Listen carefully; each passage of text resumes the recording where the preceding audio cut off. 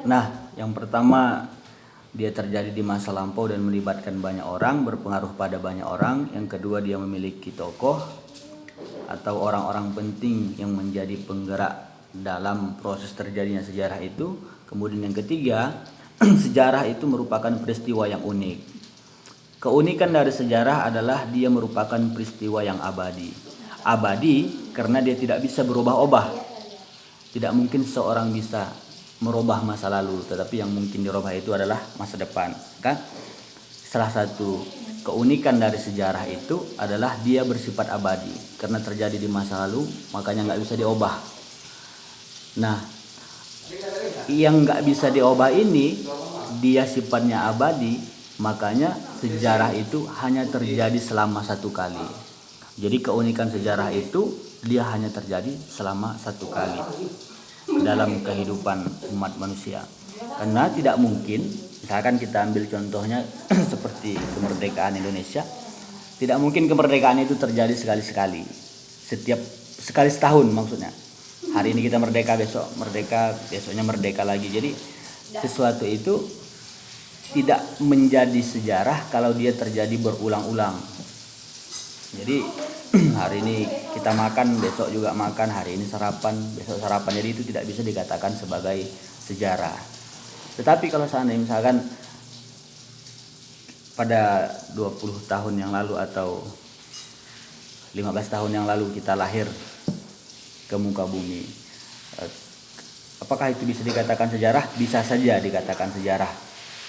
Tiap-tiap orang berhak mendefinisikan sejarah hidupnya masing-masing. Jadi karena itu terjadi sekali seumur hidup, maka itu bisa dikatakan sebagai sejarah. Nah, apakah dia layak disebut sebagai sejarah secara umum sebagaimana yang kita definisikan tadi? Belum tentu. Seorang anak yang lahir ke muka bumi, kalau seandainya dia menjadi tokoh setelah lahirnya, dia lahir sebagai seorang tokoh, kemudian memberikan kebaikan-kebaikan bermanfaat bagi orang banyak, dan perubahan itu dirasakan oleh orang banyak, maka peristiwa itu bisa dijadikan sebagai sejarah. Soekarno lahir, kemudian menjadi penggagas kemerdekaan.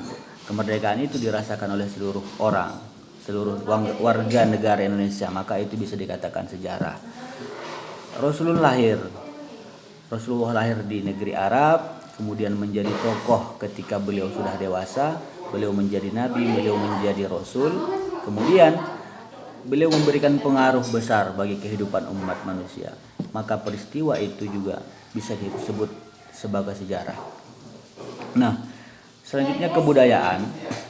Kalau seandainya yang lalu bicara tentang kebudayaan, yang terbayang di pikiran kita ketika itu adalah soal adat istiadat, kemudian kebiasaan-kebiasaan. Tetapi pada hari ini, karena kita sudah berada di kelas 11, maka kita harus sampai pada pemahaman yang lebih tinggi. Adapun yang dimaksud dengan kebudayaan di situ tidak hanya mencakup adat istiadat, tidak hanya mencakup tentang kebiasaan-kebiasaan yang sudah ada pada zaman dahulu kemudian sampai kita rasakan hingga saat ini. Jadi yang dimaksud dengan kebudayaan itu juga mencakup tentang cara berpikir, cara bersikap, cara berperilaku setiap orang sesuai dengan zamannya. Itu disebut sebagai kebudayaan. Nah, kalau Islam itu sudah jelas, itu agama yang kita anut, maka sejarah kebudayaan Islam adalah peristiwa-peristiwa lampau yang terjadi pada umat Islam, yang mana perubahan itu memberikan pengaruh besar pada pola pikir, cara berperilaku, cara bersikap umat Islam dari dulu hingga hari ini. Dengan kata lain, berbicara tentang SKI, berbicara tentang sejarah, kita tidak bisa melepaskan tentang kronologi dari setiap peristiwa-peristiwa.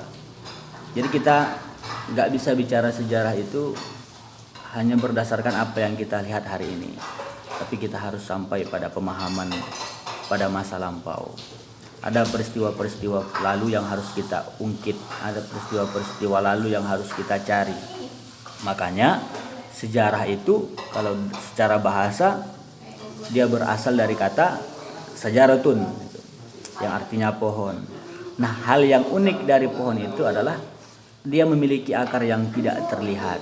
Maka sejarah itu harus kita gali, harus kita cari tahu.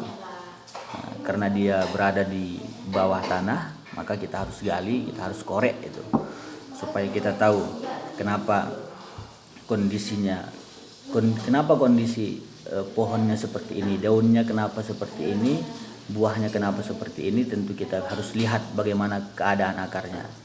Nah, demikian pula dengan kita hari ini untuk melihat situasi dan kondisi umat Islam hari ini yang ada di dunia atau juga di Indonesia, maka kita harus pelajari sejarah itu supaya kita memahami bahwa apa yang kita lihat hari ini tidak serta-merta terjadi begitu saja, merupakan tetapi ada rentetan sejarah, ada masa lalu yang harus kita pelajari.